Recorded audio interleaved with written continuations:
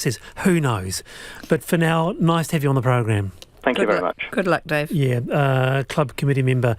It's the nation's full of these wonderful clubs, isn't it? That's the Mount Maunganui Dog Training Club there. Future looking a bit shaky. But before we go, so Ian, you said to our wonderful producer, Sally, that you have a little bit of a story that you wanted to share with us. Yes, but you remember the last time we were on, we talked about Abbey Road and my Cuba Street Abbey Road painting. Yes. The wonderful story is from the Formula. I don't know if you recall, but the Formula recorded one of the albums in Abbey Road. And while they were recording, they noticed there was someone standing down the back of the studio. Mm-hmm. And then they looked, and it was Ringo Starr. And they got chatting. Ringo came over, and he liked what they were doing, and he says, "Where are you from?" And they said, "We're from New Zealand." And he said, "Where the butter comes from." And anyway, they got chatting. Paul McCartney walked in, then George Harrison, and they jammed for half an hour. Isn't that cool? What? I have never... This is New Zealand history, New Zealand social history. I've never heard... Yeah, it is, eh? About... I loved it, where the butter comes from. the Beatles jammed with the Formula? The Beatles jammed with the Formula in a recording session. That's extraordinary. We'll have to follow up on that. Thank you very much for that. So Ian Taylor, Heather Roy, been fantastic today. I'm Wallace Chapman. I'm back tomorrow, 3:45. Lisa Owen and Checkpoint is next.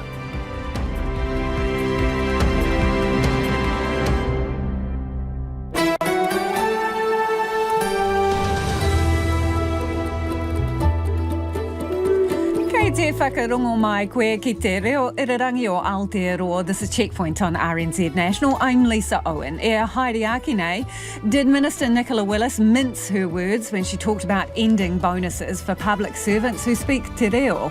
Famous for saying kia ora, tolls, Dame Naida Glavish thinks this government's already taking a toll of its own. She joins us.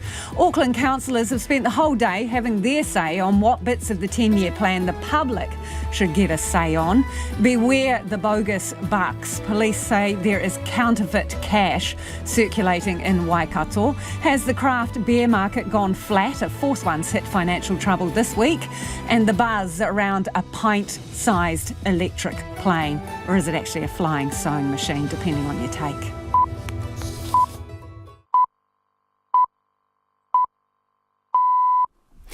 RNZ News at 5 o'clock. Ai Marie, good afternoon. I'm Evie Ashton. The Prime Minister and Leader of the Opposition have traded barbs during the first fiery debate of the 54th Parliament. Christopher Luxon accused Labour of squandering its historic 2020 majority, while Chris Hipkins described the new government as a disgrace. Here's our political reporter, Katie Scorcher. Labour leader Chris Hipkins spoke first, accusing the coalition government of adopting COVID-19 conspiracies as its policies and buying into the conspiracy view. He also accused it of trashing New Zealand's international reputation by promising to wind back smoke-free laws and restart live animal exports. Prime Minister Christopher Luxon didn't hold back in response, questioning why Mr Hipkins was still leader of the Labour Party. He said Labour had experienced a humiliating defeat and described Mr Hipkins as an arsonist who was loitering around the scene of the crime.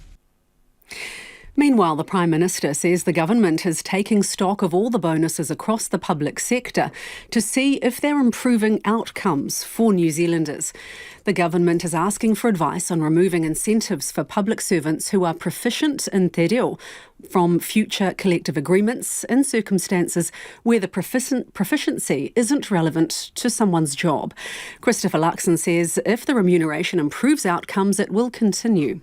People are completely free to learn te reo themselves. That's what happens out there in the real world, in corporate life or in any other community life across New Zealand. I've got a number of MPs, for example, that have made a big effort to learn te reo over the last 5 years, and they've driven that learning themselves because they want to do it. And so all we're saying here is, look, the Minister's quite right to actually take advice, undertake a review, look at all the bonuses and variable pay that's at play. Christopher Luxon says previous commitments will be upheld. A man charged with leaking massive amounts of Te Whatu Ora data has done an interview with the high-profile United States conspiracy theorist after getting out of jail.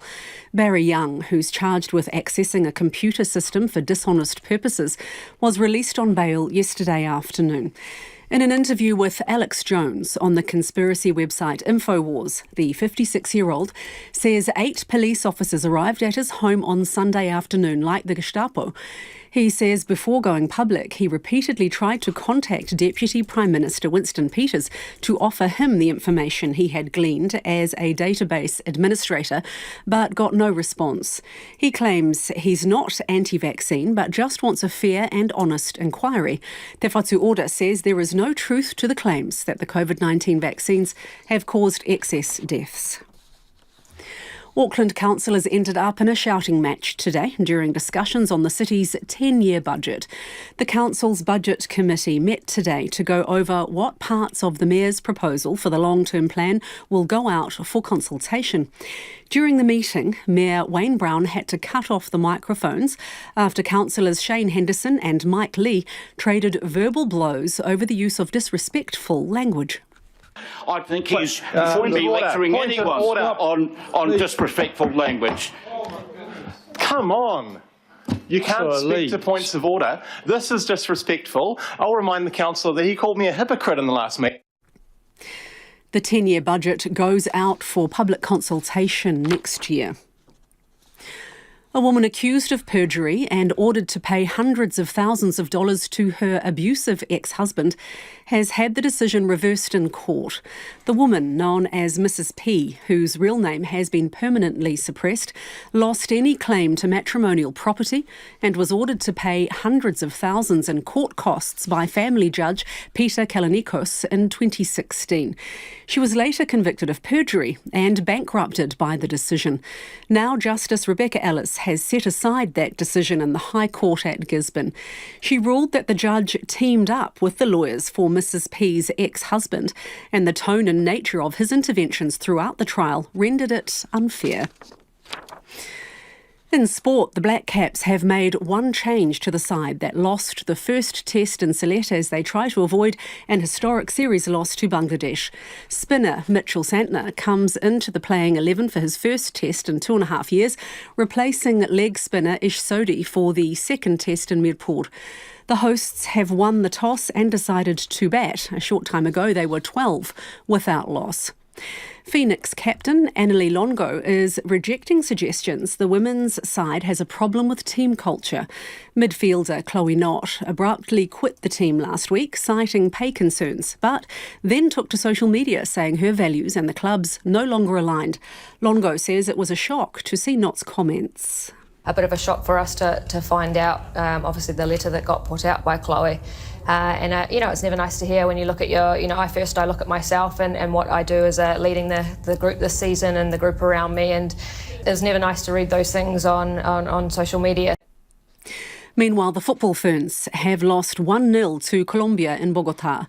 It means they finished the year with just 2 wins from 16 games and scored only 5 goals in total.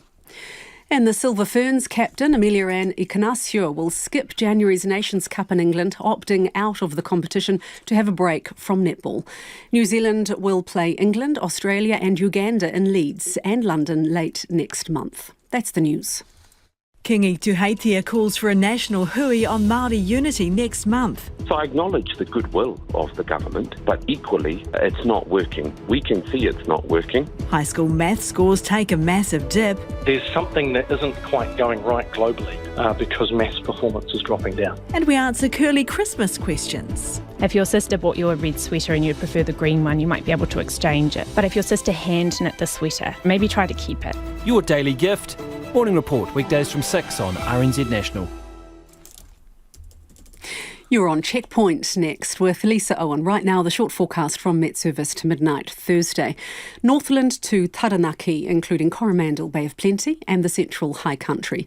Cloudy periods and isolated showers, clearing tonight but returning tomorrow afternoon and evening. Some heavy and possibly thundery showers about eastern Bay of Plenty today. For the remainder of the Ika-Maui, the North Island, cloudy at times, isolated showers about the ranges. Bulla and Westland, mostly cloudy with with showers frequent tonight and overnight, then clearing and becoming fine tomorrow afternoon. For Fiordland, occasional showers but a period of rain this evening. Nelson, Marlborough and Canterbury, mostly fine. Showers developing in Canterbury and Marlborough tomorrow afternoon, but expect them to be isolated in Marlborough. Otago and Southland, scattered rain or showers, clearing tomorrow morning and becoming fine. And for Rekohu, Chatham Islands, rain developing this evening, turning to showers tomorrow morning, then clearing in the evening. The time is 7 minutes past 5. I will have traffic news and headlines for you at about 20 past 5. Nā mihi iwi, tēnā koutou katoa, no mai haere mai ki Checkpoint I tēnei rā, ko Lisa Owen tēnei. The government has partially walked back comments about looking to put a stop to bonuses for public servants proficient in te reo Māori. Public Services Minister Nicola Willis told RNZ she was asking for advice on halting the remuneration for fluency policy yesterday. She's now changed her tune. Our political reporter Annika Smith has more. It was earlier this year, sitting on the opposition benches, when National first raised concerns about te reo Māori allowances. Heading into the election, it promised to put a stop to any new schemes paying public service staff to learn the language. More than a dozen ministries and departments already pay bonuses of up to $3,500 a year, depending on how fluent a person is. As the new coalition settles into power, Public Services Minister Nicola Willis has confirmed these bonuses could be on the chopping block. I have sought advice from the Public Service Commission about the circumstances in which these bonuses have been paid historically, the reason for them, and whether they align with the work that people are doing. It's prompted strong reaction from Māori leaders who say they're sick and tired of justifying the value of te reo Māori, and unions like the Public Service Association. PSA's acting Māori leader, Marcia Peru, says Ms Willis is missing a trick. She doesn't really realise the bigger picture here, is that there's been amazing work that's been done in this space with collective agreements, te reo allowances and the growth of it, ensuring that we're recognising the skills and the competency within the sector, public services, and I just think she's out of touch with that. Nicola Willis first told RNZ she was asking for advice on stopping these bonuses being negotiated into future collective agreements. She refined her statement today.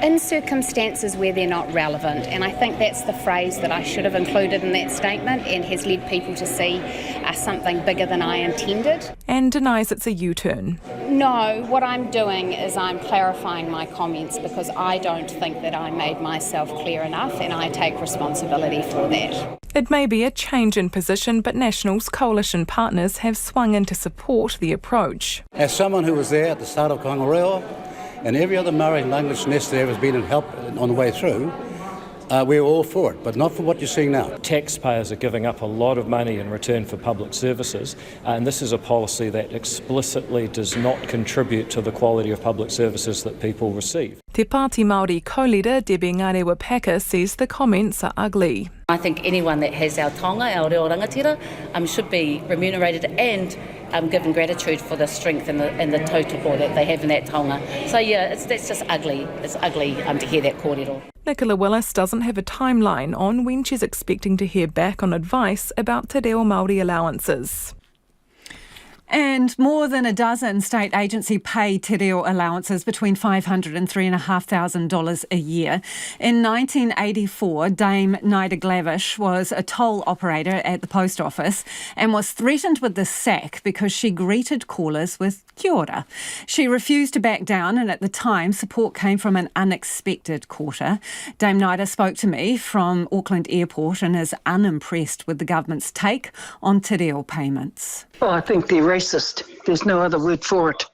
And they need to understand the politics of their own party. Because in 1984, it was Rob Muldoon who accepted kia ora as a salutation indigenous to this country that the country needs to adopt. Don't they know that? Don't they know the politics of their own party? What about it specifically do you think is racist? Oh, that's a treaty partner, reo Māori, and it's legal to this country. There's only two legal languages in this country. One is reo Māori, the other one is sign language. And they want us to lose the legal to adopt only the illegal, because it's not. In terms of the payments that are made, there are bonuses paid or payments to workers who are proficient in te reo Māori. So those people will still be able to speak the language and learn the language. The government's just looking at stopping the additional payment. Well, it's a focus, isn't it? It's an absolute focus. And those who do and are proficient in it, it's because they're using it by people who want to learn it, who are not necessarily real Māori speakers. So why would the government interfere with that, other than to be racist? Do you think speaking or knowing te reo Māori is worth an extra $500 to $3,500 a year? I'm not putting any monetary gain on it. I'm saying that it's a right to be. And why would the government want to stop that? Simply because it's Māori? What else is it if it's not racist? How do you think it compares as a skill? For example, I know people are paid extra for having certificates in management or postgraduate degrees or experience on the job. Should the ability to speak te reo Māori be seen in the same light? Of course it should be, given that in the health sector, it is in the interest of doctors who are not Māori to actually understand their Māori patients. It's common sense. Have they lost common sense? Already Māori names are taking second place to English in some government departments. Waka Kotahi has reverted back to using Transport Agency as its top name on its correspondence. What do you think of that as well? I'm glad, because real Māori's not responsible for the potholes in our roads. And I'm glad that they're going to revert back to what it actually is and the cause of it. As well as that, I would be delighted, because the Iwi Chairs Forum gave oranga tamariki to the children so that they had used the concept of wellness of our children in looking after them in oranga tamariki. They are incompetent to hold that name, so I'm happy to see that one go as well. So, do you think that Māori names for government agencies need to be well earned, and that not everyone should use a te reo Māori name? I think it should be earned and applied. And if they can't earn it and apply it, leave it alone. It was gifted, oranga tamariki was a gifted name by the Iwi Chairs Forum in this country. And it's never been able to uphold it at all. And now it's even worse. What about Do away with 7AA? For God's sake. What about other government agencies that weren't gifted names? Should they still use them? Nah. Give us back our reo.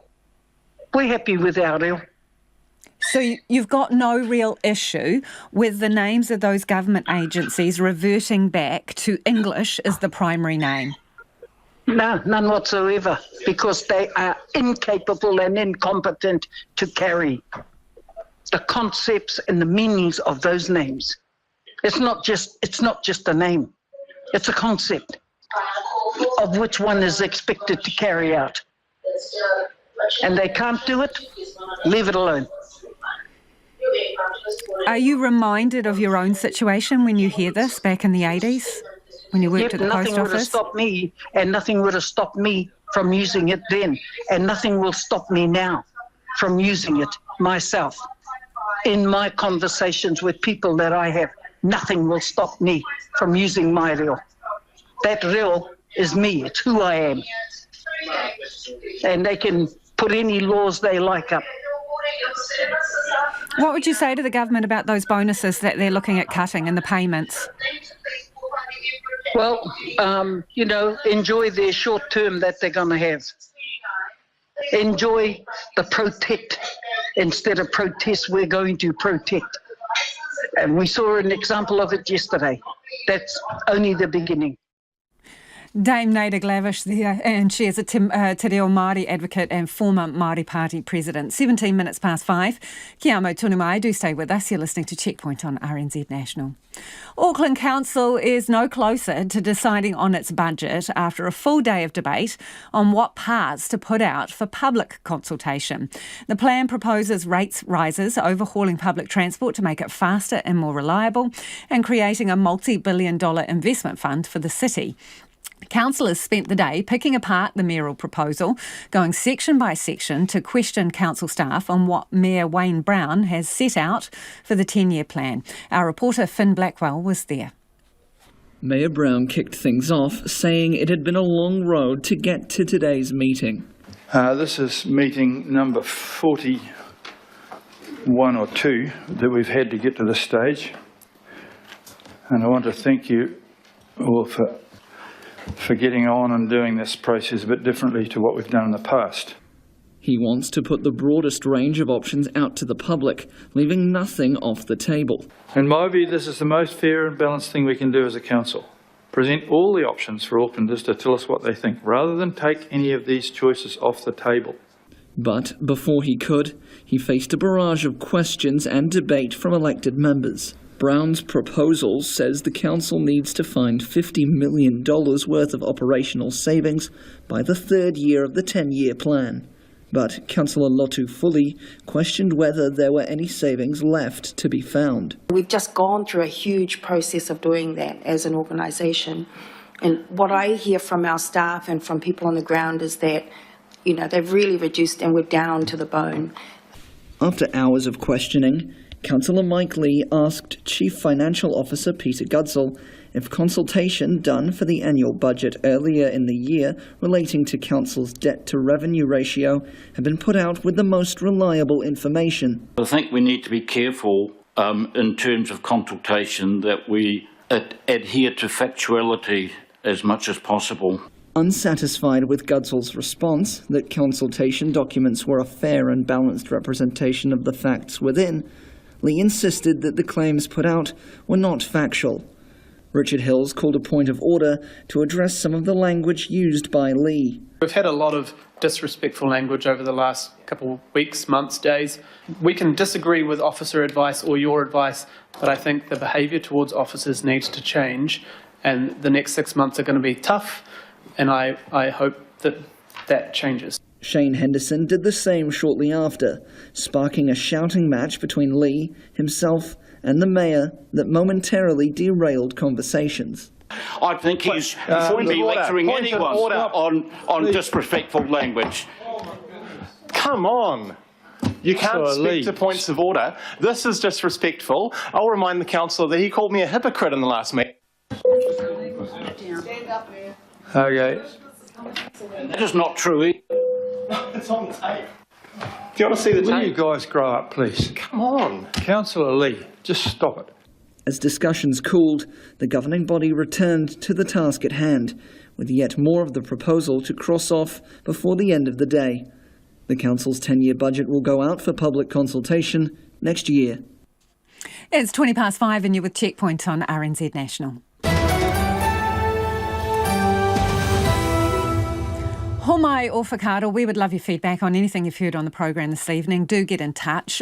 Should state public servants be paid bonuses for being proficient in te reo Māori? Also, let us know your thoughts on the tone of the council meeting when it comes to the long-term budget. Text us on 2101, tweet us at checkpointrnz, or you can email us checkpoint@rnz.co.nz. It is time for the headlines now. Ko iwi anō tēnei. The government says it's looking at all public sector bonuses to see if they're improving outcomes. It comes after Public Services Minister Nicola Willis said she was asking for advice on stopping future te reo language allowances. She now says that would only apply when the language isn't relevant to the job. Prime Minister Christopher Luxon and opposition leader Chris Hipkins have clashed during the first debate of the new Parliament. Mr Luxon questioned how Mr Hipkins remains Labour leader after losing the biggest majority in MMP history. Mr Hipkins accused the coalition of adopting COVID-19 conspiracy theories by questioning the vaccine and trashing New Zealand's international reputation by promising to wind back smoke-free laws and resume live animal exports. An armed offenders squad commander has told the inquest for the 51 victims of the 2019 Christchurch shootings that he was upset to learn injured and dying worshippers at Al Noor Mosque were left without help for more than 10 minutes. An AOS team provided initial first aid but left to attend the shooting at Linwood Islamic Centre, thinking paramedics were going in. The man accused of leaking massive amounts of Te Whatu Ora COVID data has been interviewed by United States conspiracy theorist Alex Jones after getting out of jail. Barry Young was released on bail this afternoon. And in the US, President Biden has suggested he's running for a second term, partly to stop Donald Trump. The Democratic president says if Mr. Trump wasn't running, he isn't sure he would be either. Those are the headlines. Looking at traffic so far, Waka Kotahi says there's nothing particular to review on our main routes and our main centres. If you know otherwise and it's safe, please text us on 2101. Our next traffic news and headlines are at 20 to 6. Ngā mihi, Evie. Christopher Luxon and Chris Hipkins re-entered the parliamentary ring this afternoon, exchanging vicious blows in the first debate of this term. It followed the pomp and pageantry of this morning's state opening, where the Governor-General delivered the traditional speech from the throne. Here is our Deputy Political Editor, Craig McCulloch.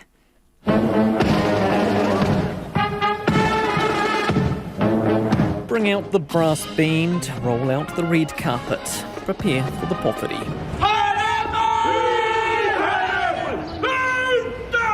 The infamous black rod knocking 3 times to herald the Governor-General's entrance. Her Excellency, the Governor-General, commands the immediate attendance of this Honourable House in the Council Chamber. This is an occasion steeped in heavy tradition, and yet today's speech from the throne was one distinct in its difference. New Zealanders voted for change, and the government will be tireless in executing it. Dame Cindy Kiro delivered the message, her first as Governor-General, but the words were penned by the new Prime Minister, Christopher Luxon, the new author, evident with every word. Strong and stable government. The new government is committed to delivering, to getting things done. The so-called ute tax, the explosion in gang numbers, the Māori Health Authority will be disestablished. New Zealand is under new management. That new management spells a stark shift in direction across nearly every realm. Its movement on Māori issues in particular prompting fierce protest, with vast crowds gathering in opposition yesterday. Today, the Kingitanga, or Māori King, has convened a national hui for early next year, seeking to, quote, unify the nation. I respect the fact that New Zealanders at this last election voted for change. I don't think the change that they're getting is the change they thought they were voting for, though. The opposition letting loose in the debating chamber, unleashing some savage barbs. This could well be the most shambolic beginning of any government in New Zealand's history. Labour's Chris Hipkins accusing the coalition of taking the country backwards, of bowing to the mega landlords, conspiracy theorists and big tobacco. The idea that more young New Zealanders should take up smoking in order to pay for tax cuts is morally reprehensible. I don't think New Zealanders thought that's what they were going to get. Chris Hipkins started the last term with 65 MPs, and he's starting this one with 34.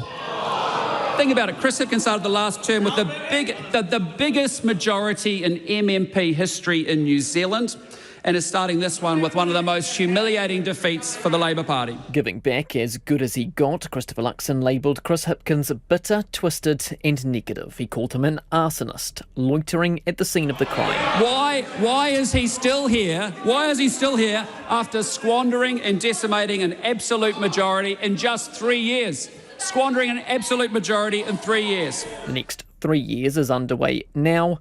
The onus on National not to squander its opportunity. Other party leaders clashed in the debating chamber this afternoon. Deputy Prime Minister Winston Peters used his speech back in Parliament to attack Te Pāti Māori. We want this country to be called New Zealand. And if we're going to change the name, then we're going to ask all New Zealanders first. We're not going to have a little bunch of minority who say we're the Maori voice. OK, so if they're the Maori voice and they got only 3% of the vote most of the time, and yet they say the Maori people are 80% of the population, it means that 1/6 of the Maori people might support them and 5/6 don't. How can they call themselves the Maori voice? Te Pāti Māori co-leader Rawiri Waititi was quick to clap back. This coalition presents the last gasp, Mr. Peters, of a generation and demographic who are terrified of no longer being the majority, terrified of being treated the way they have treated us. But what they don't realise is our tikanga informs us to rise above hate, rise above division, rise above radical supremacy, rise above imperialism. The 21st century will be remembered for the rise of Generation Tiriti. The barb trading is set to continue this week with the very first question time of the 54th Parliament set down for tomorrow. It is 28 minutes after 5. Kia mau tonu mai. Do stay with us. You're listening to Checkpoint on RNZ National. It is time for the business news now. Ko taku hoa e nai ko Nona Peltier. Nona joins me in the studio. Let's talk about Sky TV, Nona. It is raising the price of a couple of its popular subscriptions. What are the charges? What is the deal? Well, one of the extra fees is going to be added to sport packages.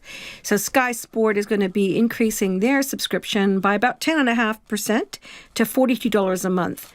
Now, that's just from just about $4 more than people are paying now. That's not gone down that well. I mean, obviously, people don't want to be paying more for their services, especially at 10.5% increase. And that's just on top of another one that they're raising, that's Neon. They're going to raise that price by about 11% to $20 a month, although you can buy an annual subscription. But the thing is, they're also going to add advertisements, and that's also upsetting viewers, no doubt, because it's... but it won't be throughout the whole of the program. It will sort of be at the beginning or when there's a natural break. So... but still, I'm sure that won't satisfy some of their subscribers. However, you know, the company has been struggling over the last few years. Analysts have said that the company really needs to get its business in order to start generating strong profitability. So this must be one of the ways that they're planning to do it. And did they give any reasons for the size of the jump? You say, no. 10 to 11%. Well, they did in a way. It was a brief statement that they put out. They didn't want to talk to us about it in detail, but they did say that the increase reflects an ongoing investment in local and global sport, in the case of the sport increase, event rights fees, live games, highlights, team and event sponsorships, partnerships with sporting associations. And then they had a whole other bit of information about why they were raising fees for Neon. But in the end, it really is, they just need to make more money. Okay, let's ask the people what they think, Nona. 2101 on text. What do you think of that? 10% increase, Nona's done the calculations, a roundabout for the sports package on Sky, up to $42 a month, I think That's you were right. saying, Nona. Yeah, and around 11% increase for their other subscriptions. To about 20. Yeah, to about $20. The thing about the sports package, Nona, as I understand it, and some of our astute listeners will let me know, you can't just buy the sport on its own. You've got to buy a basic package first, and then you tack the sport on top. So it's actually more than $42 that you have to pay to get it. Anyone, 2101 on text. Yes. Is it worth it? What do you reckon? We would love to hear from you. Okay, let's talk about shipping distribution, adding to the cost of global inflation. What are you on about, Nona? Well, there's been significant disruptions in the two biggest trading routes anywhere in the world. One is the Panama Canal and the other is the Suez Canal, and they're connected in one way.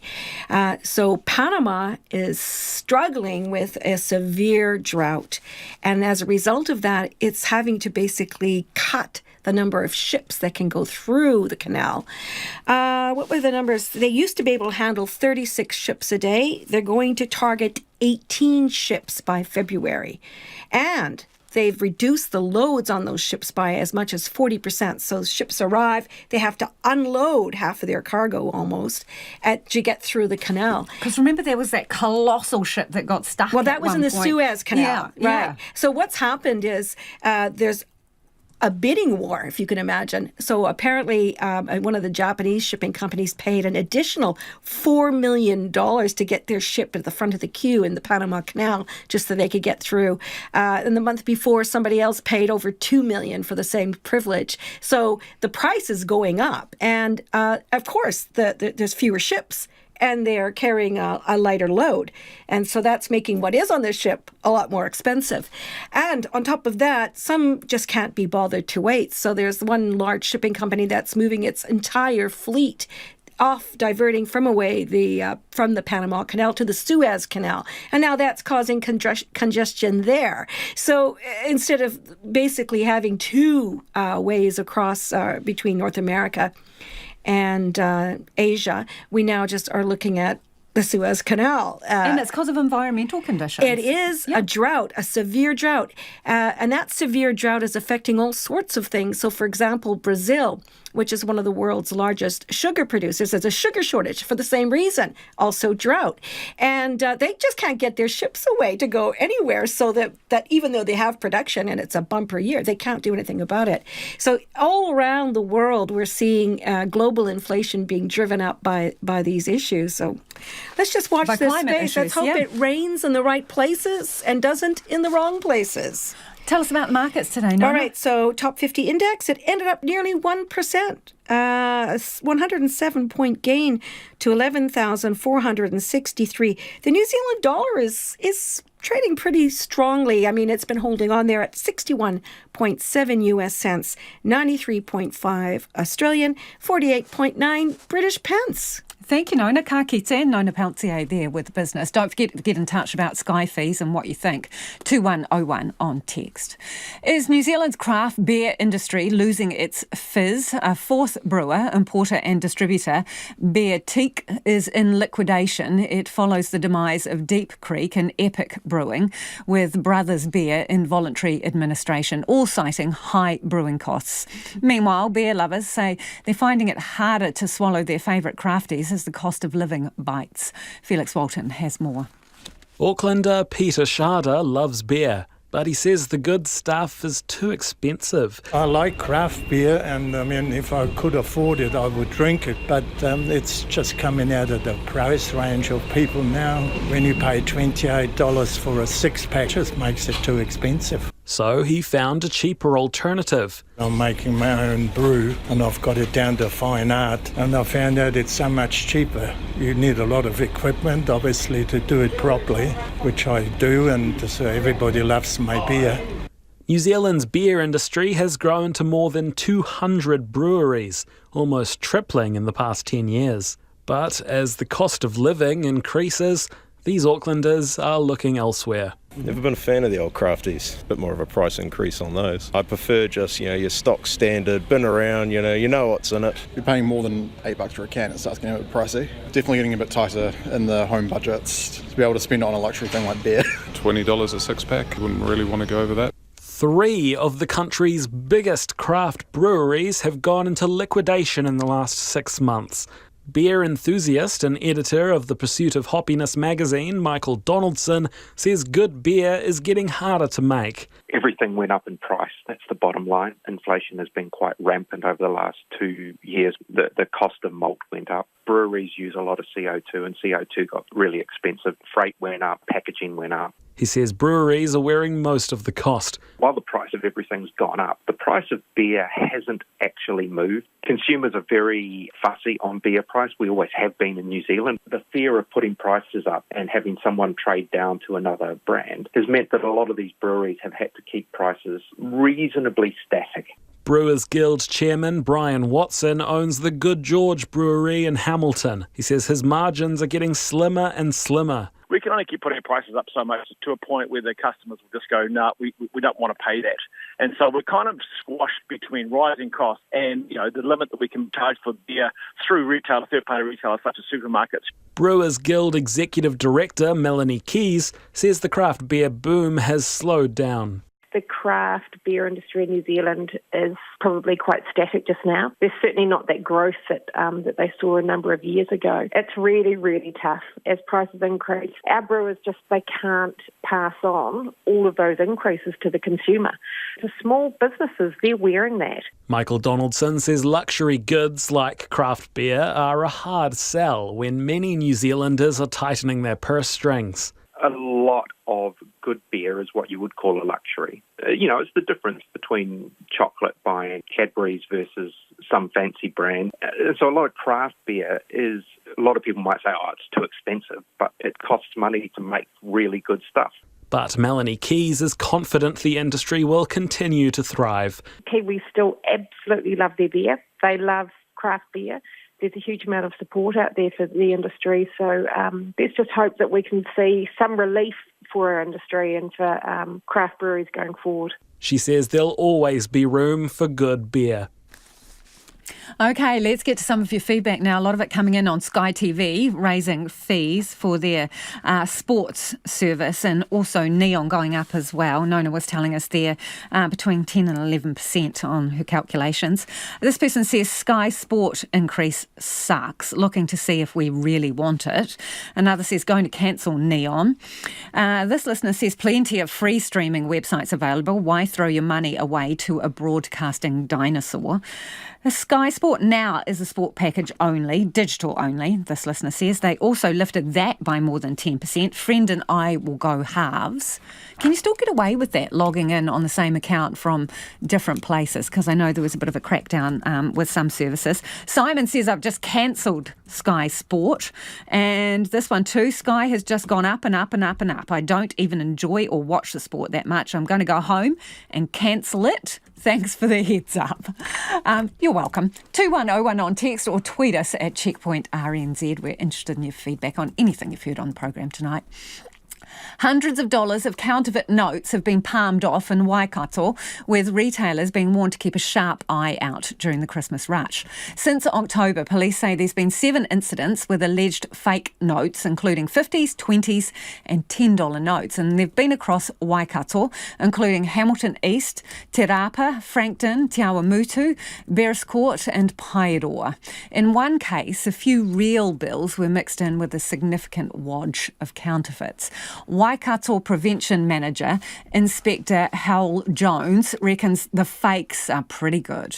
Yeah, I suppose over the course of October into November, we've received 7 reports of use of forged banknotes, basically using 50 notes and one with a 10 and one with a 20. So a variety across Hamilton, but including Te Awamutu and Paeroa. What was the kind of biggest amount that people tried to pass off? Yeah, the biggest transaction was for a purchase of nearly $750, where $700 of it was actually counterfeit currency. So that was in early October. We've got CCTV and witness accounts for that, and we are following positive lines of inquiry on that one. How good are these notes? They're actually quite good from what I've seen, so I would say be very careful when handling cash at the moment, and if in any doubt, don't accept it and call police. What are the giveaways that they're fakes? Yeah, well, it's probably harder to tell you what the giveaways are rather than tell you what the security features would be to check for on a legitimate banknote. So there are 2 types of note in circulation at the moment. The first one has a bird at the lower left front, and if you move that back and forth, you should see a rolling bar of colour as it's tilted, and you can also hold it up to the light and you'll see a fern in the centre of the bird. The second, older style of banknote has got a small oval window at the front right, and holding it up to a light will show a watermark of the Queen to the left of that window. And finally, for those retailers, I suppose, who've got a UV torch or black light, both styles have a patch that shows the denomination that glows, which is located on the front left of the note. So I'm wondering, in the case where they used a bit of real money and a big wodge of counterfeit, do you think that was part of the ploy?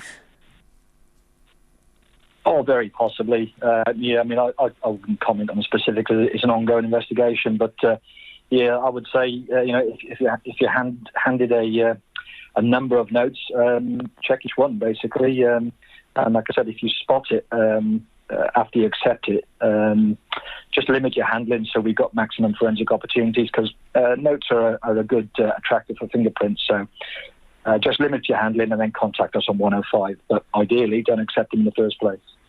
Do you have any idea of the volume that could be out there and where they're coming from?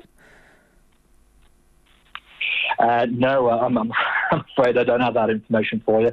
All I can say is, obviously, over October and into November, there were a raised number of reports for us, which is unusual. But I suppose with this time of year, with the shopping season coming up, I'd expect to see an attempt to put some more into the market at that point. There was a warning a few weeks ago, I noticed, from the police, and it was about counterfeit notes that had surfaced in Pukekohe. Is there any suggestion that what you're seeing and that are connected? Oh, I don't know at this stage, is my honest answer. It's a possibility, I suppose, but certainly at this point we haven't connected the two. So I'd say that, counterfeit notes have been around for many, many years, as you know, and there will probably be more than one criminal group that are trying to use those. Okay, but as you mentioned, it's peak shopping season at the moment, right? So there'll be plenty of people out there exchanging money. So retailers and shoppers, beware. Oh, absolutely. And like I said, I think I've already said it basically. If you see a counterfeit note, or you suspect a counterfeit note, firstly, don't accept it and call us. If you're unfortunate enough to spot it afterwards, limit your handling, then call us. Obviously, we'll take this offending seriously. It is a serious offence with punishable by prison under law. So, we will investigate any that we find. And that's Waikato Prevention Manager Inspector Howell Jones. It is 17 minutes away from 6 and you're with Checkpoint on RNZ National. Homai o whakaro, do keep your feedback coming on anything you've heard on the programme this evening, whether it is te reo bonus payments or something else. Oh, Sky raising its rates for its sports package. Do let us know your thoughts. You can text us on 2101. You can tweet us at Checkpoint RNZ. And the email address is checkpoint@rnz.co.nz. Time for the headlines now. Anaya Evi, mina pitipita kōrero. Te reo Māori advocate and former Māori Party president, Dame Naida Glavish, has told Checkpoint the government's plan to withdraw future bonuses for public servants with proficiency in te reo is racist. The coalition says it would only apply when the language isn't relevant to the job. Meanwhile, New Zealand First Leader Winston Peters used his first speech in the new Parliament to criticise Te Pāti Māori. He's accusing its MPs of not focusing on what Māori want, which he lists as affordable housing, a good health system and opportunities in education. A senior Armed Offenders Squad commander has told the Christchurch terror attack inquest that emergency responders have to accept some degree of risk to save lives. The officer, who can't be identified, says police officers and paramedics couldn't have been certain the mosques and their surrounds were absolutely safe on March 15th, 2019. Urgent repairs are underway to fix a Queenstown wastewater treatment plant that's causing bad smells in Frankton. The Queenstown Lakes District Council says the issue is with the sludge processing and dewatering system at the Shotover wastewater treatment plant. And members of the SAG-AFTRA Actors Union have approved a 3-year contract with major studios, formally ending 6 months of Hollywood labour disputes that halted film and television production. The deal includes guardrails around the use of artificial intelligence in filmmaking, though some actors complain the protections aren't sufficient. Those are the headlines. Looking at traffic, everything looks usual for your Wednesday evening commute. Our next news and weather is at 6 o'clock. Ngā mihi, Evie. New Zealand Rugby has called referee abuse unacceptable, and CEO Mark Robinson has met with leading officials this week to try and come up with some solutions. We're joined by sports reporter Felicity Reid. OK, so what did he have to say about the increase in ref abuse? Mark Robinson recognises that this abuse is a concerning trend, and he says some of that referee abuse that we spoke about yesterday with World Rugby, the World Cup final referees, Tom Foley, and earlier we'd spoken about Wayne Barnes, some of the referee abuse that's coming towards them will be coming from New Zealanders. There is some recognition towards that, and it was pressed by journalists about an hour ago about what New Zealand Rugby's response to this will be. He says that he has met with New Zealand officials for over an hour and he's quite supportive of them, and he says some of these things will be taken to World Rugby as well. He says a lot of the work is going on in the background in terms of ways to stop this online abuse, and that World Rugby will be the better resourced organisation to be dealing with that. He's had also conversations about growing and evolving the game and speaking with the officials here, because he believes that if we can grow and evolve the game, that will actually help the officials, because it's some of the trigger points that fans latch onto when you're watching a game of rugby that can lead to this abuse. He spoke of those trigger points, and he acknowledges the need to support both the players and the officials who are subject to this abuse from fans. We've got work to do to make sure we elevate the fan consideration and the conversations about the game. It's very fair also to be considering player welfare as part of that, but we think the fans clearly, when they become frustrated about the game, is often because there are certain things happening within it that either slow it down or mean that the continuity and the tempo of the game and the opportunity to see really exciting spectacles is impacted upon. So a lot of that as well is putting that back on maybe what the fans are experiencing, which is leading to that. So it's an interesting way to look at it as well, isn't it? That if you're saying that the fans are responding in this way because of the actual product, not maybe one of the ways that the fans are actually responding because that's what they think. Yeah, exactly. OK, let's move on to the Wellington Phoenix. Now, the captain is denying there are any cultural issues in the A-League women's team. This is interesting because of the surprise early departure of their vice-captain last week. Yes, today was the first time that we actually got to hear from the Wellington Phoenix captain, Annalie Longo, after the surprise departure of Chloe Knott. The experienced midfielder left very abruptly last week. She had concerns over pay and also took to social media to say that her culture and values didn't align with the club culture and values of all the current management as well. And she was sort of caught her captain off guard. These two hadn't had a discussion about this previously. And here is her reasoning, Chloe Knott's reasoning surprised Longo as well. And here's what Longo had to say about how the situation played out. We didn't have any discussion, so for me it was a little bit of a shock. There was a few kind of comments that we had conversations in pre-season that I thought we managed to iron out. And for me, I thought we were connected and gelled, and I thought she was outstanding last Saturday in what turned out to be her final game. Longo acknowledged that Knott's departure was actually a challenge to her leadership as well, that Longo had to go around and speak to some of her teammates to figure out what the actual thoughts of her teammates were, and she wanted to make them feel like that they were included and valued, which was some of the things that Chloe Knott had raised.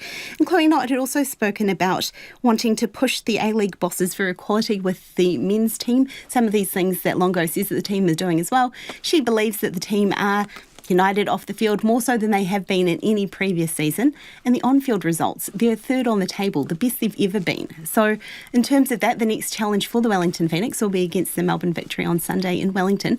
So it'll be interesting to see how much of an impact Knott's departure has had on this side. Thank you, Felicity. That is Felicity Reid there with sport.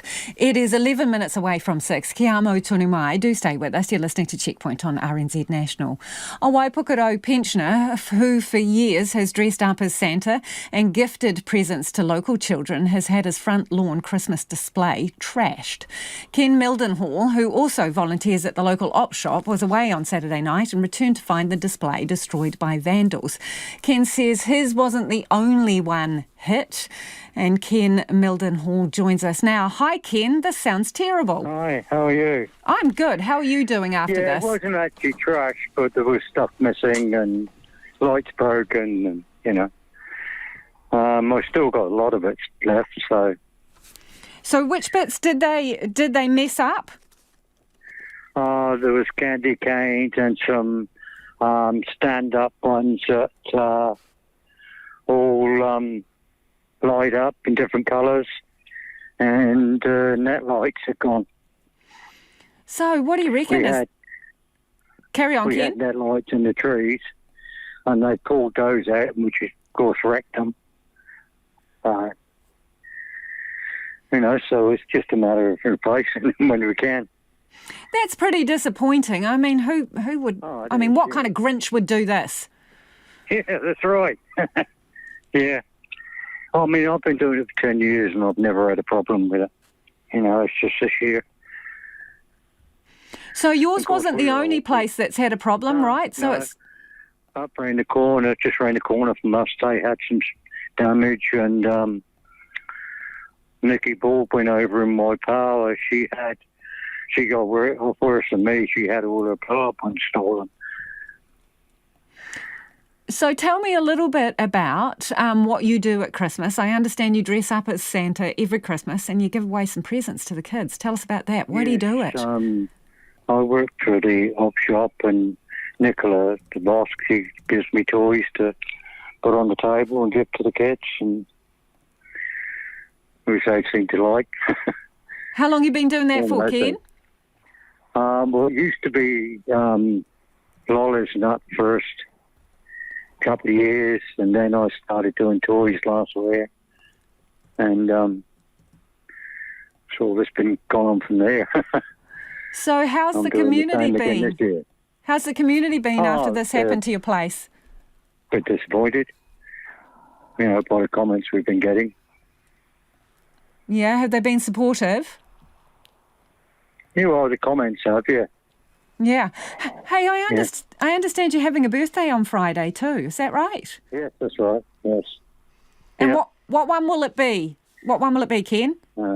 76. Well, congratulations in advance on your birthday. How are you going to celebrate? You're not being sort of put in a grumpy mood by this? No, it's just one of those things that happens. You've got to get over it. Carry on. Yep. So I've just been up and got a couple more things to put up, so I'll get some more lights. Going to patch things up, Ken, and get on with it. Yeah, I'm going to have to, yeah. That's tough when you're a pensioner now, right? And all of these things cost money, so that's pretty... Oh, yeah. Yeah, well, it was $200 for the ones I've just replaced today. Or replacing. It's... Yeah. It takes money to do it, and one wage when my wife still works. It gets a bit tough. Yeah, I hear what you're saying. Hey, we really appreciate your time and we wish you all the best for your birthday. Happy 76 and have a wonderful Christmas. Thank you. And you. Thank you. And that was Ken Mildenhall, who, he got his front yard messed up by vandals, which is a bit rough. He's a pensioner. And as he said there, he's gone out to replace all of his stuff, a couple of $100 today. Not good. The future of flying could be electric. Air New Zealand has purchased its first battery-powered electric aircraft to pursue emissions-free flying on all small regional flights by 2030. According to figures published this year, 12% of New Zealand's carbon emissions were from aviation compared to the world average of just 2.8%. Air New Zealand is hoping to change that, aiming for takeoff of its first cargo-only carbon zero flight in 2026. Reporter Louise Tanuth and camera operator Nick Monroe went for a sneak peek. It gives me great pleasure to announce the launch aircraft for Air New Zealand's Mission Next Gen aircraft program. It's designed by electric aerospace company Beta Technologies, the ALIA. Air New Zealand CEO Greg Foran announcing their newest purchase, a fully electric aircraft, launching in 2026.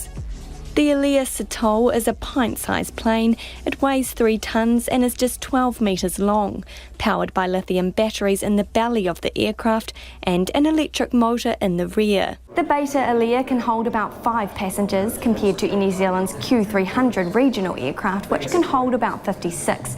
But the Beta ALIA will be used for cargo, not passengers. It's focused on cargo and logistics first. Beta Technologies CEO Carl Clark says they're hoping to look at bigger models in the future, but this is a start. The aircraft takes 40 to 60 minutes for a full charge, which is faster or on par with a standard refuel of a regular plane. While the weight of the batteries can pose challenges, he says they use this to their advantage. Well, it actually makes balancing easier because you have the same weight in the battery when you take off when you land, unlike fuel. So the trimming of the aircraft can always be what we call on point or peak L over D. So you get an advantage there. And the electric motor on the Alea can last for 13,000 hours compared to a gas-burning turbine, which lasts 3,000. Over the last 18 months, Air New Zealand's been working with 4 different companies, exploring carbon-free flying options like hybrid, hydrogen and fully electric. It's still exploring all options, but purchasing a plane from Beta Technologies is the start of the testing process. Kyle Clark says they've been testing the aircraft all over the US over the last 4 years, clocking up hundreds of hours in the sky. There are some days where we'll do more than 70 takeoff and landings in this airplane, and that's a lot for any airplane. So the testing is rigorous, it's complete, it's during the day, it's during the night, it's in weather, it's in Class Bravo airspace. The aircraft can fly up to 480 kilometres, but it will be tested on shorter routes here, about the distance from Wellington to Blenheim or Christchurch to Timaru. But for those wondering how far away we are from flying on a carbon-neutral flight to Australia, Greg Foran has this message. Probably one that is purely electric, a long, long time. One that could be, powered by hydrogen, maybe that could be in 15 years' time. Since 2016, Air New Zealand's offered customers the option to offset their carbon emissions, with 50% of those funds going towards a nationwide tree planting project, Trees That Count, funding over 300,000 trees so far. The other 50% goes towards overseas projects, but only 6.9% of travellers are ticking that box. Chief Sustainability Officer Kitty Hannafin admits offsetting isn't the best solution and that figure could be higher. It's not a huge number, but globally it's actually very impressive, which is hard to believe because you're right, 6 sounds very little, but many carriers are kind of at about 1%. So we'd like to see the numbers come up. Years in the making, but still a few away from flying. From the start of 2026, Kiwis' parcels will be flown in the electric Alea before a decision is made on what the future of flying looks like for the national carrier. And if you were listening to that on radio, check out the video online. You can see the size of the plane. It looks like a flying skate. Anyway, onwards with your feedback in our conversation with Dame Naida Glavish on Te Reo. This person says, new government seems to think that everything they want to do was voted for. Something very wrong here, that person reckons. Another, though, says, now I've heard everything, paying thousands of dollars for speaking one of New Zealand's official languages. Crazy. Another, OMG, Naida Glavish is wahine toa. I want to be like that when I grow up. I'm 54 now, so we'll have to start soon, says Claire. Another says, go Dame Naida. But this one, why should the government pay? There are wealthy public servants. Dame Naida needs to drop the term racist as well, that person says. On Sky and their charges, whoa, it's flooding in. You've taken a pause from watching the telly to get in touch. This person says, I'm cancelling my Neon subscription as soon as I have finished watching Love Island. I never signed up to pay for the ads, they say. Another says, have cancelled Sky Sports today, too rich for poor returns in summertime viewing. Another person letting me know that you can buy Sky Sport on its own via the app, but this person says, I've just canned mine, but for free you can watch Parliamentary TV, which is a bit like watching boxing or rugby, says John.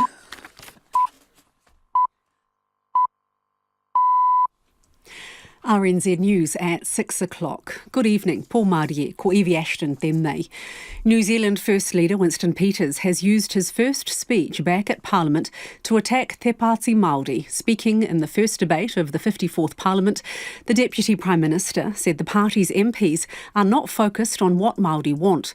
Mr Peters told the House Māori want affordable housing, a good health system and opportunities in education.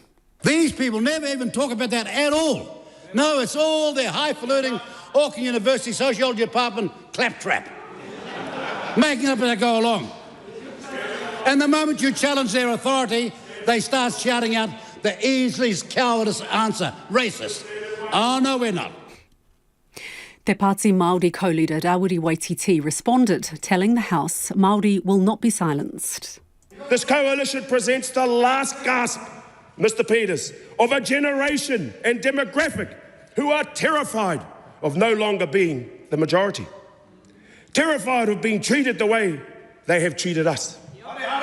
But what they don't realise is our tikanga informs us to rise above hate. Rawiri Waititi accused the government of opening the floodgates of hatred towards Māori.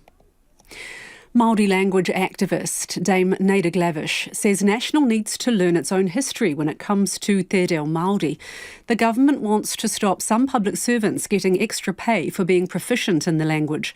In 1984, working as a toll operator at the post office, Dame Naida was threatened with the sack because she greeted callers with kia ora. She refused to back down and told Checkpoint National needs to remember who supported her at the time. Because in 1984, it was Rob Muldoon who accepted kia ora as a salutation indigenous to this country that the country needs to adopt. Don't they know that? Don't they know the politics of their own party? Dame Naida says Te Reo should be respected as an official language of Aotearoa. A man charged with leaking massive amounts of Te Whatu Ora data in an attempt to spread misinformation about COVID-19 vaccines has done a tell-all interview with the United States conspiracy theorist Barry Young, who's charged with accessing a computer system for dishonest purposes, was freed on bail yesterday afternoon. In an interview with Alex Jones on the website InfoWars, the 56-year-old IT worker has described arriving home on Sunday to armed police surrounding his car. They dragged me out of the car, put handcuffs on, like super tight behind my back, and then just put me in the back of a car. And there was 8 of them. And I've never experienced it. It was like the Gestapo, honestly. It was awful. Barry Jones says as an IT administrator, he had access to all the vaccine data. Te Whatu Ora has described the leak as a gross breach of trust and says there is no truth to the claim that the vaccines have caused excess deaths. A senior armed offenders squad commander has told the Christchurch terror attacks inquest that emergency responders had to accept some degree of risk to save lives. The officer, who can't be identified, says police and paramedics could not have been certain the mosques and their surrounds were absolutely safe. Injured and dying worshippers at Al Noor Mosque were left alone without help for 10 minutes. It took half an hour for paramedics to enter the mosque after the shooter left. The AOS commander says some danger remained when they finally went in, especially as there were fears of several shooters. The Israeli Prime Minister Benjamin Netanyahu has criticised those who he says are trying to pressure Israel's military tactics in Gaza. His remarks come after the Israel Defence Force is engaged in the heaviest day of fighting since the start of the Gaza war. The BBC's Paul Adams reports. With American officials starting to voice disquiet about Israel's tactics, the Prime Minister Benjamin Netanyahu had words for those who he said were trying to pressure Israel. The only way to finish the job quickly was to use crushing force against Hamas. That approach is once again killing large numbers of civilians and sending others fleeing for safety. In a meeting earlier with recently released hostages and the families of those still being held by Hamas, the Prime Minister found himself under attack. In a leaked recording of the meeting, one former hostage, who hasn't been identified, accused Mr. Netanyahu of putting politics above the safe return of the remaining 138 hostages. Her outburst was greeted with applause. Christchurch City Council plans to establish a new organics processing plant on an industrial site in South Hornby. EcoGas will run the plant processing the city's green waste from late 2026, replacing the odour-plagued plant in Bromley. The council says curbside organics and garden waste will be converted into products such as fertiliser, biogas and biofuel. It says there won't be any smell because the plant will be fully enclosed.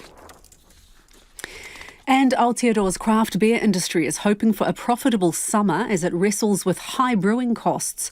The Brewers Guild says key ingredients, including malts and carbon dioxide, have become more expensive. Executive Director Melanie Keys says the industry, which was once booming, has been forced to slow down. the craft beer industry in New Zealand is probably quite static just now. There's certainly not that growth that they saw a number of years ago. It's really, really tough as prices increase. Our brewers they can't pass on all of those increases to the consumer. The small businesses, they're wearing that. But Melanie Keys says as long as New Zealanders want good beer, the industry will survive. A fourth craft beer business has hit major financial trouble this week, with importer and distributor Beatique going into liquidation. That's the news. Tomorrow after 1 p.m. on Afternoons with Jessie Mulligan, Mary Holm talks about repaying debt, from student loans to mortgages to high-interest loans, including what to tackle first and when. She says it helps to think of your wealth like a tank full of water. On Sporting History, we talk to one of our most decorated Olympic athletes, Blythe Tate, and we're playing Link 3 with another classic vinyl album to give away. That's on Afternoons with Jessie Mulligan from 1 p.m. tomorrow on RNZ National. You are back on Checkpoint next with Lisa Owen. Right now, the short forecast from Met Service to midnight Thursday. Northland to Taranaki, including Coromandel Peninsula, Bay of Plenty and the Central High Country. Cloudy periods and isolated showers, clearing tonight but returning tomorrow afternoon and evening. Some showers, heavy and possibly thundery about the Central High Country and Bay of Plenty. For the remainder of the North Island, cloudy at times, isolated showers about the ranges. Bulla and Westland, mostly cloudy with showers, frequent tonight and overnight, then clearing and becoming fine tomorrow afternoon. Rain for Fiordland, changing to occasional showers tonight. For Nelson, Marlborough and Canterbury, mostly fine weather. Showers developing in Canterbury and Marlborough tomorrow afternoon, but expect them to be isolated in Marlborough. Otago and Southland, showers clearing tomorrow morning and becoming fine. And for Te Kohu, Chatham Islands, rain turning to showers tomorrow morning, then clearing in the evening. The time is 8 minutes past 6. I'll have news headlines for you at 6:30. Kia ora rā e ho, no mai hoki mai. This is Checkpoint, ko Lisa Owen tēnei. An Israeli commander says his forces are engaged in their most intense day of fighting since launching their offensive in Gaza. Israel says its troops are in the heart of the city of Khan Yunis in the south of the territory. Civilians there have been urged to flee as Israel targets what it says are Hamas strongholds. But the UN says it is impossible to create safe zones for people to escape to. BBC's diplomatic correspondent Paul Adams is in Jerusalem and sent this report and a warning the content is distressing. As Israeli forces turn their attention to the south, another city finds itself in the eye of the storm. This was Nasser Hospital in Khan Yunis this morning. 4 days after the ceasefire ended, Israeli forces are gradually encircling the city. At the hospital, there's a desperate, constant procession of death, injury and grief. Lifting one small shrouded body from the back of a pickup truck, Qasim Shiba faces the camera and demands, why did this child deserve to die? What did he do? 7 members of Qasim's family were killed as they slept. Death and displacement, 2 things Israel's American allies have asked it to minimize. But people are fleeing again, following Israel's instructions, never quite knowing if they're heading for safety or more danger. Further north in Dar al-Bala, a miraculous escape. 2 sisters, Maria and Lana, pulled alive from the rubble 3 days after being buried, along with dozens of members of their family. I saw a body on the ground. Her head was covered with rocks, but the rest of the body was visible. At first, I thought it was my sister Katya, but then I looked again and I thought it's Jana, my cousin. Israel knows that this stage of its war against Hamas, conducted in areas ever more crowded and desperate, will be extremely challenging. Peter Lerner is a spokesman for the military. Yes, there is a dire situation in the south. There's a situation where people are, of course, in stress, and we acknowledge that. We are constantly weighing up the military necessity of targets against the humanitarian and civilian strife and concerns it will cause. Israel's Prime Minister Benjamin Netanyahu has been meeting newly released hostages and the families of those still being held in Gaza. It was an angry encounter, with many wondering why the government couldn't bring more hostages home. Mr. Netanyahu replied that this had been simply impossible. The US State Department has announced it's imposing sanctions on extremist Israeli settlers on the occupied West Bank. There has been a sharp rise in attacks by armed Jewish settlers on Palestinian civilians in the West Bank, which, with Gaza, makes up the occupied Palestinian territories along with East Jerusalem. The BBC's international editor, Jeremy Bowen, has spent the last few days in the West Bank hearing from Palestinian and Israeli communities there. I'm at the side of a road that winds down from the mountains of the West Bank towards the Jordan Valley.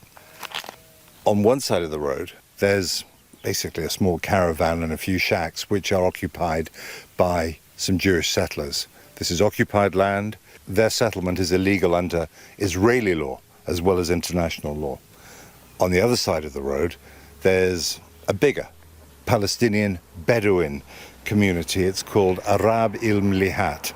It's all the same family, 8 brothers, their wives and their kids. They keep sheep. And they've been having a lot of trouble with the neighbours. A few nights ago, young men from the settlement came calling. He's yelling, "Where are my goats?" The men were armed and looked very dangerous. The Mlihat families say they were falsely accused of stealing the settlers' animals. One of the settlers, dressed in a police jacket, loaded his rifle and looked as if he was about to use it. In the South Hebron Hills, 200 Palestinians who lived in the small village of Kirbet Zanuta were driven out after weeks of harassment from the nearby Jewish settlement.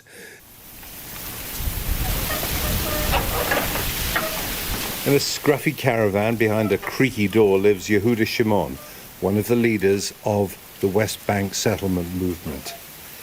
Yehuda told me that the settlers needed arms because the Palestinians were a threat. The army came to the conclusion that the Palestinians that are coming to harvest the olives are gathering information on the settlements in order to carry out a similar attack like the 7th of October. Why then do so many, actually of Israel's friends, the British, the Americans and others, they say, look, we support Israel, but we don't support the way that the settlers behave in these areas? I live here 60 years. I don't hear about people who kill Palestinians. Okay? If the Palestinians just sit on his balcony and the settlers come and kill him, it's never happened. Okay? And I don't believe that the British and United States and all country in the world, they are a friend of Israel. You're saying even the Americans are against you? Yeah. Even Joe Biden's against you? Yeah. He don't like Jewish people. He don't like what the Bible said. And saying that this is Jewish land? Yeah. What about the Arabs? They could stay here with us, but not try to kill us. For more than a century, Arabs and Jews have been fighting over this small piece of land. The war in Gaza hasn't just increased violence in the West Bank as well. The way the war ends, when it ends, will affect whether the next generation can escape this endless conflict. It's 14 minutes after 6 and you're with Checkpoint on RNZ National. Negotiations are intensifying at the COP28 UN Climate Summit in Dubai as the deadline for an agreement draws near. Pressure is building on countries to deliver a meaningful commitment, but there are concerns about potential loopholes in the final language. The ABC's Matt Bamford has more. At the COP28 climate conference in Dubai, demonstrators rally behind a banner that demands a fossil fuel phase-out. We know that the fossil fuel industry sits at the very core, at the very root of the climate crisis, often directly responsible for the violence that is subjected on our communities. Zaki Mamdouh is a climate activist. And so phasing down is not an option. One, it is simply not enough to meet the crisis. It is not ambitious enough. It is not bold enough. To phase down or phase out fossil fuels has become a crucial question as negotiators work towards a final agreement. They've produced a new draft of what's expected to be in the final document called the Global Stocktake.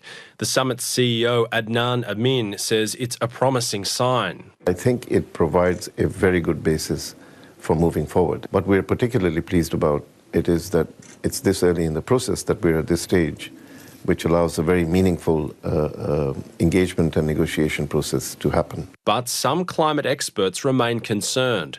On Tuesday, scientists released the latest climate action tracker, which looks at pledges, policies and actions by nations and tries to calculate what kind of temperature increases that means.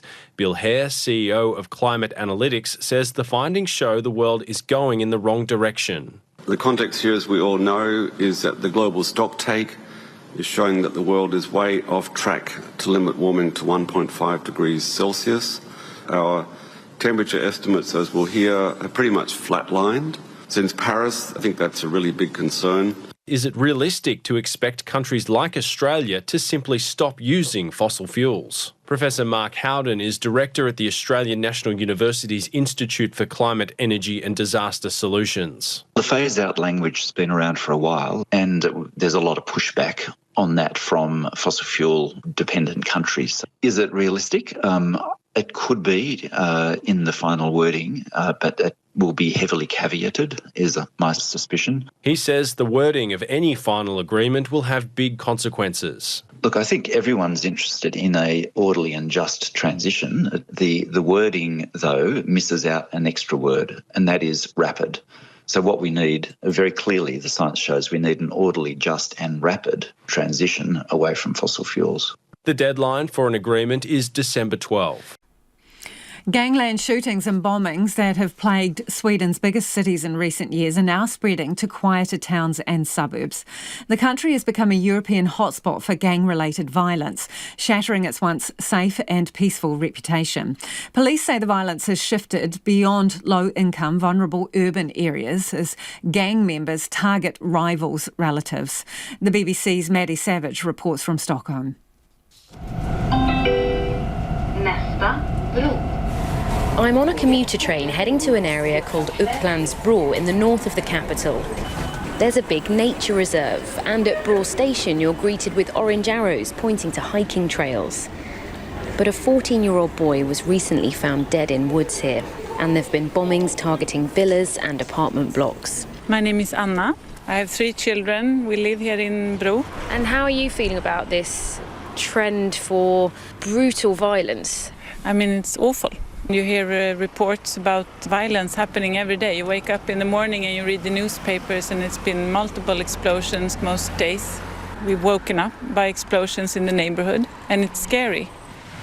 A few years ago, gang violence usually took place in low-income suburbs here in Stockholm and other big cities, but it spread to multiple neighbourhoods and smaller towns, partly because gangs are increasingly targeting rivals' relatives. Some of the violence is now organised by criminal networks based abroad, and it's carried out by boys in their early teens, often recruited through social media with promises of money and designer clothes. Sweden is one of the hotspots for gun violence in Europe at the moment. Niels Duquette is a firearms researcher based at the Flemish Peace Institute in Brussels. And what we're seeing now is that various types of homemade explosives are being used. Sweden, of course, has a mining industry which also involves a lot of explosive materials where these can actually be acquired from and used to make bombs themselves. Here at Sweden's round waterfront parliament in central Stockholm, a right-wing coalition came into power just over a year ago and blamed the rise in violence on immigration.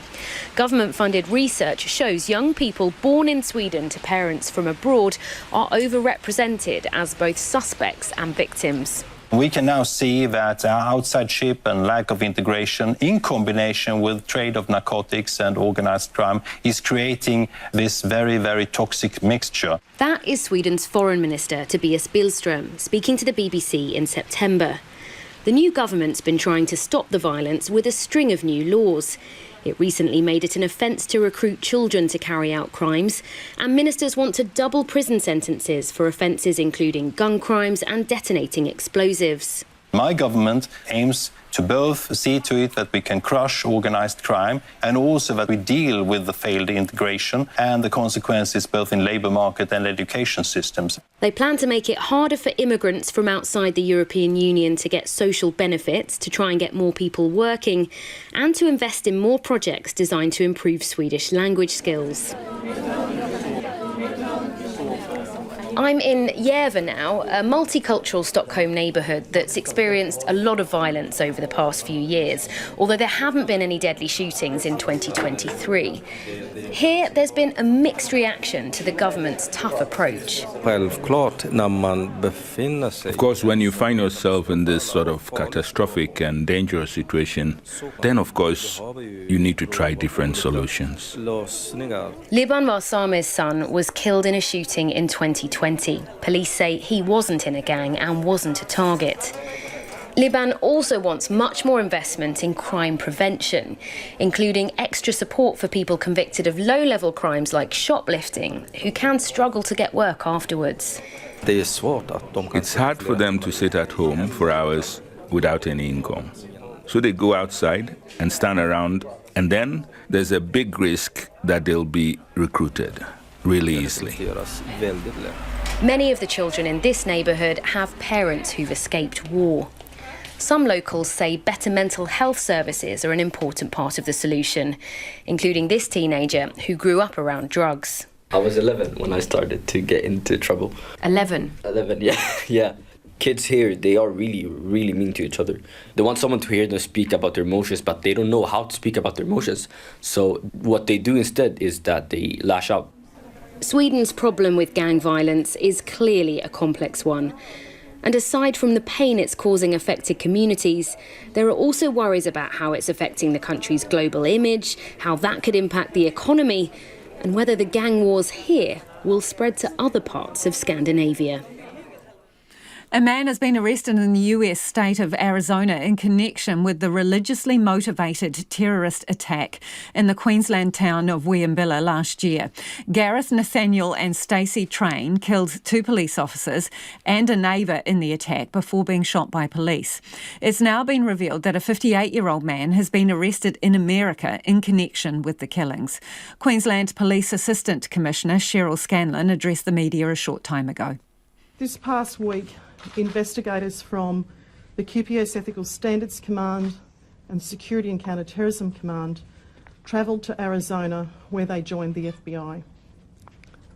On November 29, at Tucson, Arizona, 2 indictments were issued by a grand jury for interstate threats under the United States of America Code, Section 875C.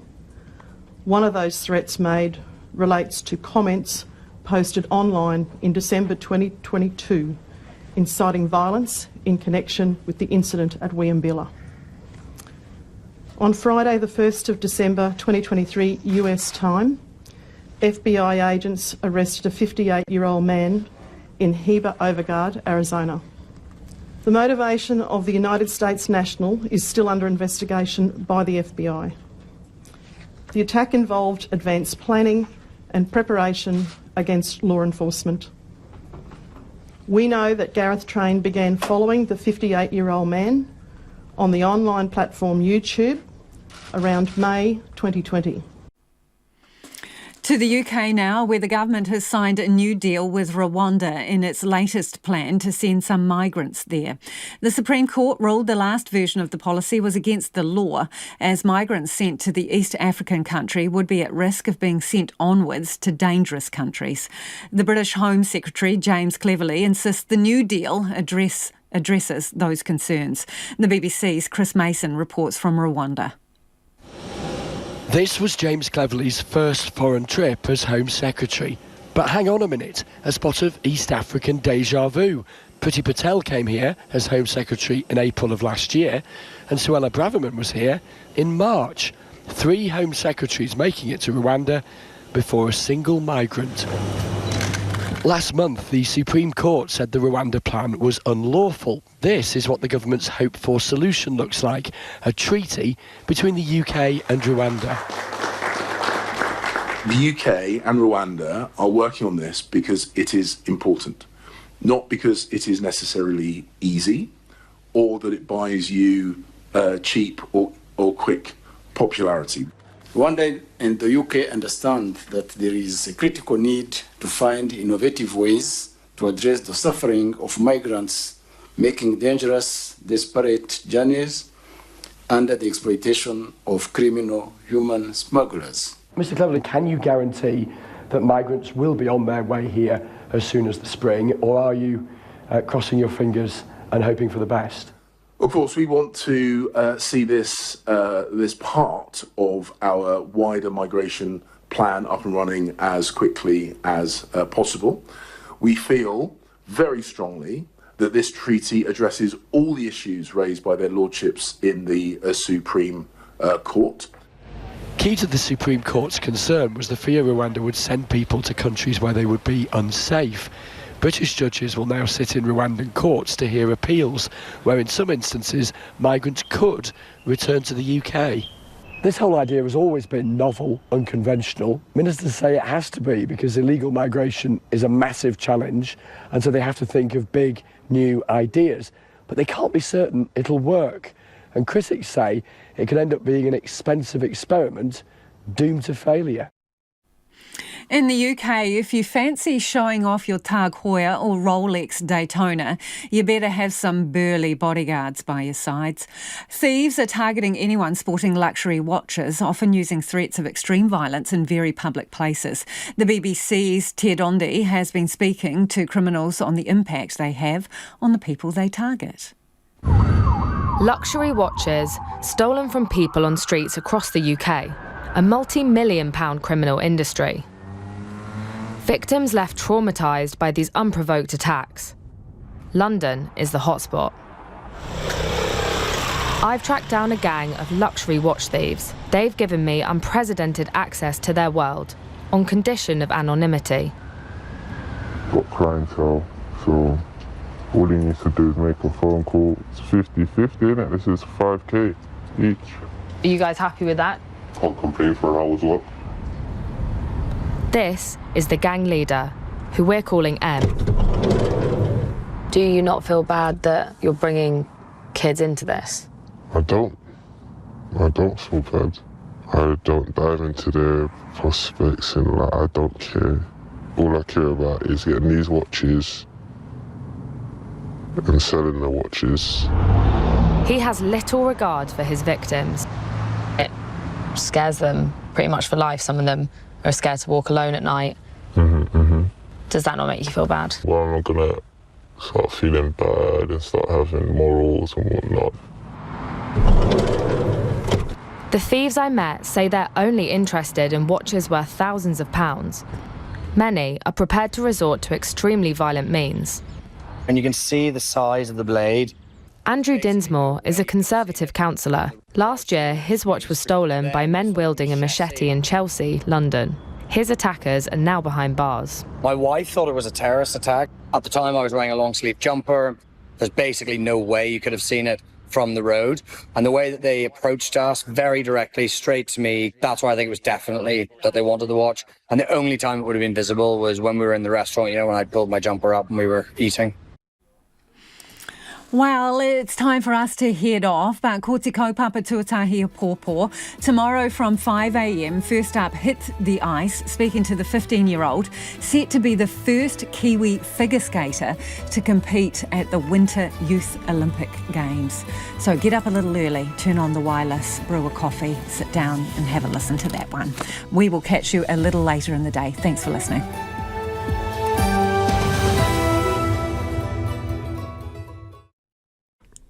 RNZ News headlines at 6:30. Good evening, I'm Evie Ashton. Māori language activist Dame Naida Glavish says government departments she calls incompetent should give back their Māori names. The coalition wants the primary name of all public services to be in English, except those specifically related to Māori. New Zealand First Leader Winston Peters has accused Te Pāti Māori's MPs of not focusing on what Māori want. A Wellington IT worker charged with leaking Te Whatu Order data to spread COVID vaccine misinformation has given an interview to a US conspiracy website. Barry Young was released on bail this afternoon. And police in Nepal have detained 10 people they say charged unemployed youths for travel visas, then sent them for illegal recruitment into the Russian army. Those are the headlines. Our next news and weather is at 7. In 1993, Peter Ellis was sent to jail for abusing children at the Christchurch Civic Creche. So if I'd gone to tour the other two places, the Civic Creche case may never have been. But Peter Ellis said he didn't do it. Well, you don't even think you're going to deal with something like this, so how do you deal with it when it happens? It was awful. Conviction, the Christchurch Civic Creche case, tells the full story of the case that has gripped a nation for more than 30 years. Follow Conviction on Apple Podcasts, Spotify, or wherever you find your podcasts. And you can listen to the series every Sunday after the 7 p.m. news on RNZ National. Kei te whakarongo mai koe ki te reo irirangi o Aotearoa. You are listening to RNZ National. Kia ora. This is Trending Now. You're with me, Evie Ashton, through to 7 o'clock and the news. We begin with the detail. And today, bulldozing through environmental laws. At a time when severe weather events are wrecking the environment, contractors on small building sites are ignoring the rules, making a bad situation worse. Kia ora, I'm Sharon Brett Kelly. Today on The Detail, what happens when development clashes with nature?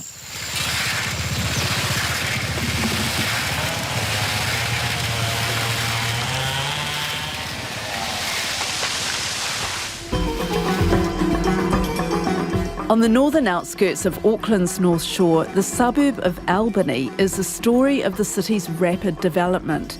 In 25 years, it has changed from lifestyle blocks and abundant native bush to a mini-city with a stadium, university and huge shopping mall. Houses and apartments crowd the town centre, but reserves filled with big old trees are precious reminders of its past.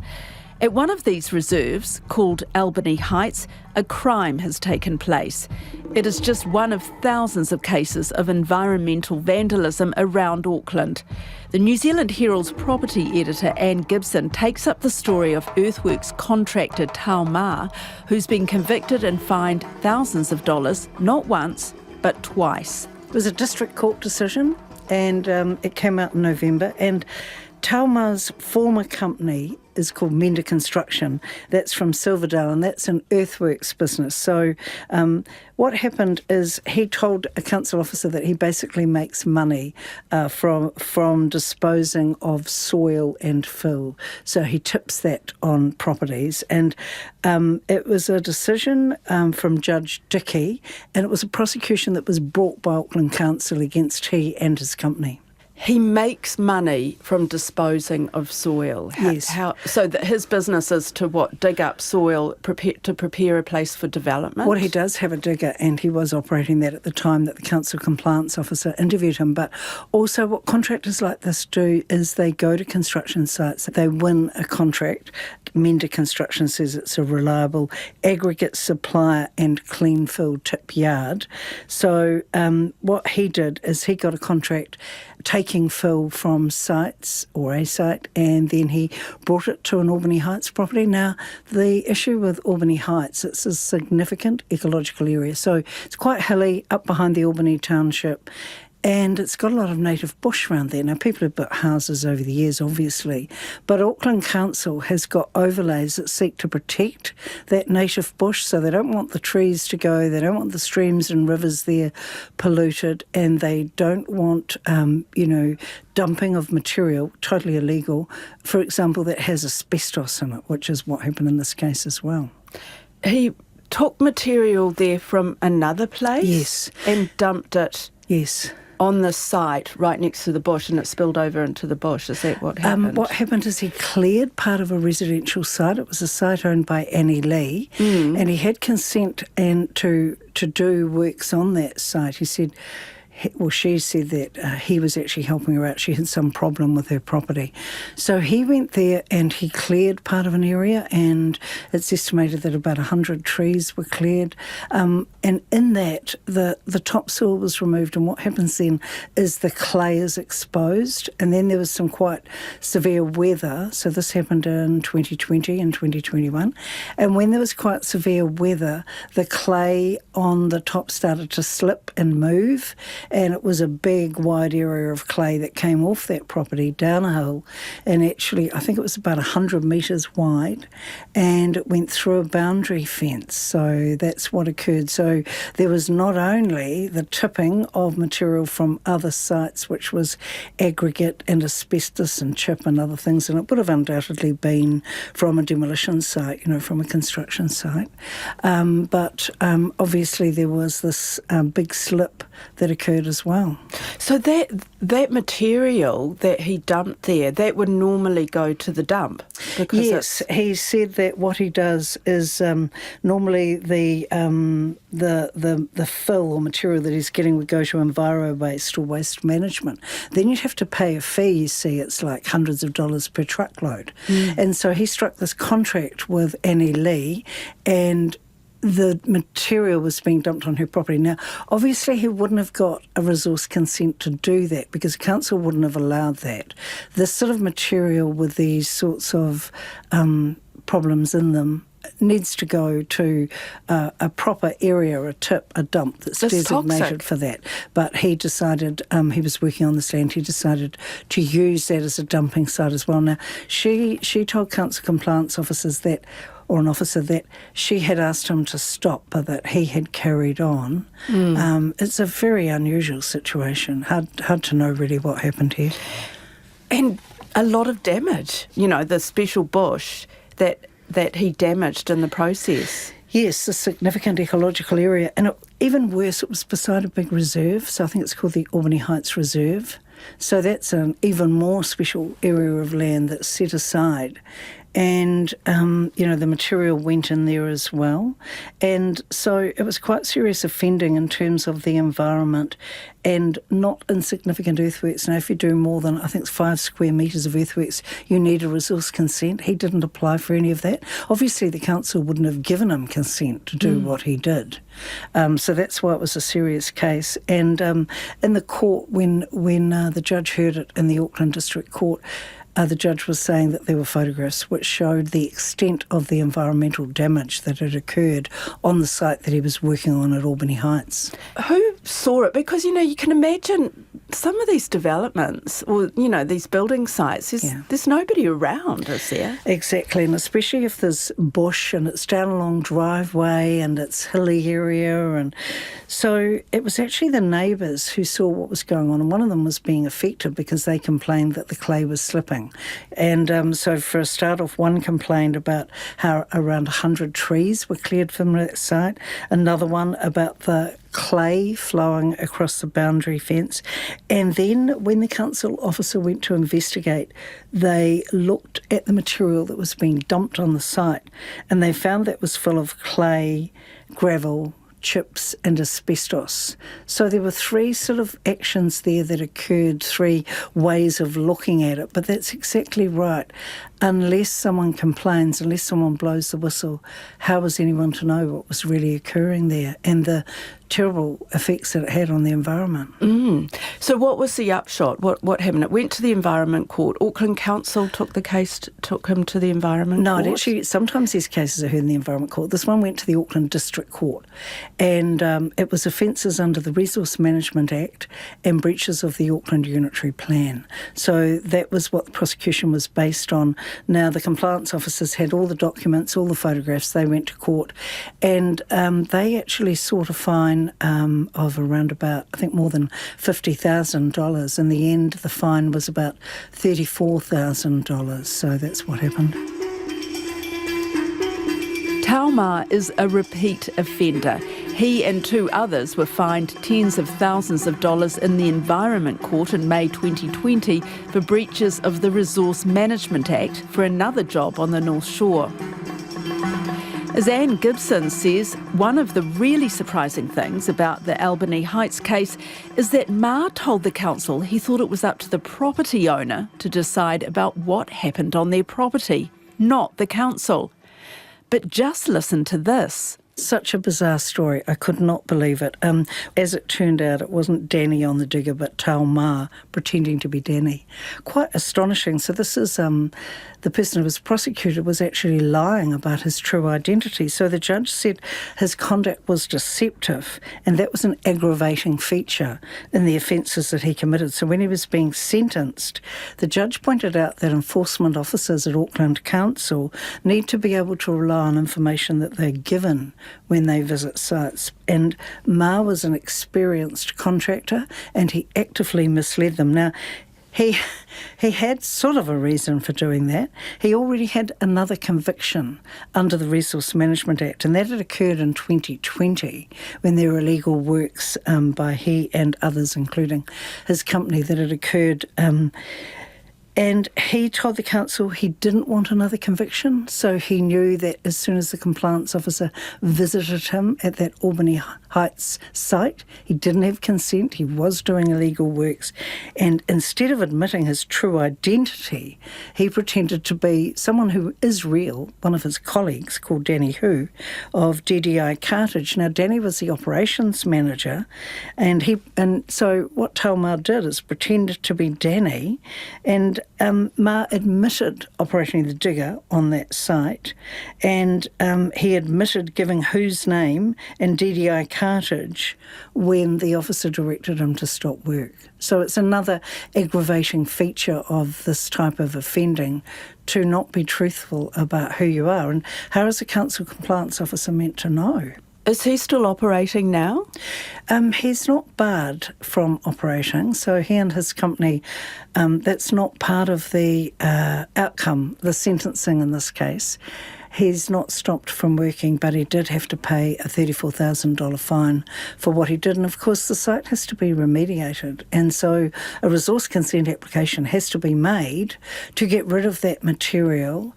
And I hate to think what they do about all that clay. Does he have to remediate the site? Is that part of the... No, that wasn't part of the sentencing. But his lawyer did say that he felt remorse for what he'd done, and he was fined that amount. So, you know, the fine in these cases can be up to $600,000 and 2 years in prison. So I guess what we say with a $34,000 fine is the judge found this somewhat at the lower end of offending, but the judge certainly made mention of the misleading and deceptive conduct that he showed when he was approached on the digger at the site. This is one case, though. Auckland Council is cracking down on property developers, issuing fines to those polluting waterways and leaving rubbish. One street in East Auckland was targeted today, with 13 of the 15 building sites failing to meet environmental standards. On this street, that building is wreaking havoc with our waterways. Clay, cement and other sediments streaming off these sites, clogging up the stormwater system and polluting waterways. And you sent me some really interesting information. It's Auckland Council's Close the Gap initiative.